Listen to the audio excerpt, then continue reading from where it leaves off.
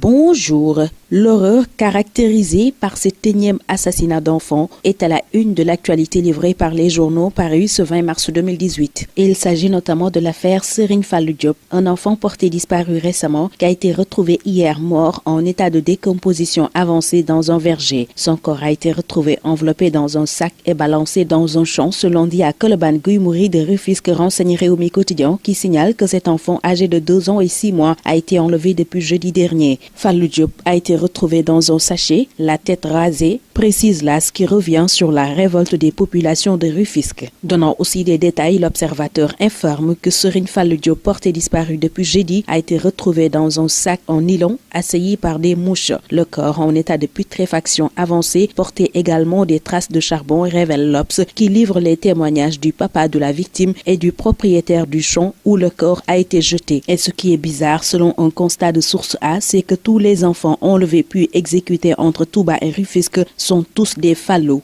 Se penchant aussi sur la récurrence des agressions, enlèvements et tueries d'enfants, la Tribune parle dans le Sénégal de toutes les horreurs. Ce journal indique qu'un enfant de 2 ans a été tué à Rufisque pendant qu'une jeune fille a failli se faire égorger. Pendant ce temps, le professeur Songué, lui, viole un sens interdit selon le titre de Réumi Quotidien, qui revient sur ce qui est reproché à ce professeur de philosophie, à savoir l'apologie du viol. L'analyste de ce journal se dit en effet convaincu que le professeur Songué n'a jamais eu l'intention de faire l'apologie du viol. Il s'explique à la page 4 de ce quotidien. Et à la page 5 de ce même quotidien, l'on revient sur la remise du prix Mandela du meilleur entrepreneur, prix décerné au président du mouvement des entreprises du Sénégal. Et c'est hier à Paris que Mbagnick Diop a reçu ce prix qu'il dédie à l'ensemble des Sénégalais, notamment le président de la République, à sa famille, à son épouse et à tous les Sénégalais. Pour le patron du MEDES, ce prix qui lui est décerné est l'aboutissement d'un parcours, car toute sa vie, il s'est battu pour lui-même et surtout pour les autres, fait-il remarquer dans les colonnes de ce quotidien. Dans le quotidien Enquête, l'on revient sur la série de meurtres de Sénégalais en Espagne et c'est pour livrer les raisons des drames avec des spécialistes en la matière. L'Observateur livre justement les résultats des autopsies effectuées sur les corps des 2 Sénégalais tués à Madrid. Au même moment, Libération nous apprend que l'ancien joueur Mamfati Silla a été expulsé d'Italie car soupçonné de terrorisme présumé. Restons avec ce journal qui livre un rebondissement dans l'enquête sur le crash d'un avion de la compagnie Sénégal Air et renseigne à sa une que le procureur réclame 6 inculpations. En effet, notre Libération, Serigne Bassirou Gueye a ouvert une information judiciaire pour homicide involontaire, violation des règles relatives à la conduite et à la sécurité d'un aéronef. Magueye Maram Ndaw, DG de l'ANACIM, Gérald Gabriel Diouf, propriétaire de Sénégal Air, Mohamed Mansoursi, directeur des transports aériens, sont nommément visés dans le réquisitoire introductif, révèle toujours Libération qui renseigne que ces derniers ont été convoqués par le doyen des juges pour ce 23 mars. Source A livre aussi un rebondissement, cette fois-ci dans l'affaire d'expropriation de centaines de personnes de la cité Bissap. Et selon ce journal, c'est devenu une affaire d'État. Des géomètres supposés être envoyés par la SGBS ont débarqué sur le site, mais les populations semblent pouvoir compter sur Arona Kumbando Fendjouf qui promet que les bulldozers devraient passer sur lui avant de raser ses demeures. Le Premier ministre a lui instruit à tout va ses ministres concernés par le déguerpissement en vue, si on en croit toujours ce quotidien. Selon le quotidien Direct Info, le directeur de l'ARMP rassure que le port a de bons spécialistes en marché public. C'est relativement aux fausses accusations contre Dr Cheikh Kanté, signale ce journal. Dans le journal Walf Quotidien,